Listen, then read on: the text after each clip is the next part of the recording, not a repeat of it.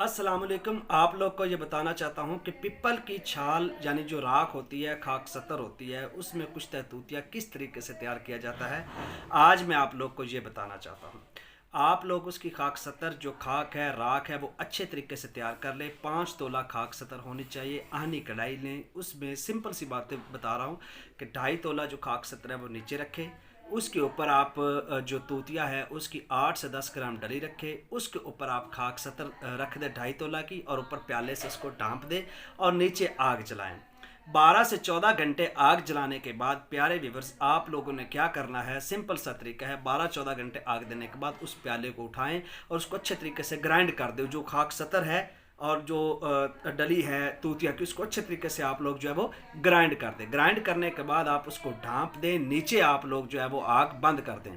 Sir धोने पे निकालेंगे तो ये वो तूतिया होगा जो बिला जंगार होगा, बा वज़न होगा और इसमें बा करंट होगा। और अगर मदार के शीर में इसको डालेंगे तो उसके दूध को, शीर को फाड़ देगा और वो छोड़ तैयार हो जाएगा, जिससे आर्सेनिक, वर्किया, शिंगरफ, हर चीज़ को आप लोग जो है प्यारे व्यूवर्स वो तैयार कर सकते हैं, जारी कर सकते हैं उस छोड़ की मदद से। और उससे नकरा से अक्सीरें जितनी मर्जी बना ले, सोने की अक्सीरें बनाएं। तो ये एक कुश्ता तूतिया का एक बेहतरीन नायाब तरीक़ाकार जो मैंने आपको पिपल की खाक में बनाने का बताया, बताना इस तरीके से है, करना इस तरीके से है कि आप इसको ग्राइंड करना है। तो ये एक बहुत बड़ी अक्सीर थी, बनाएं, इंजॉय करें। शुक्रिया।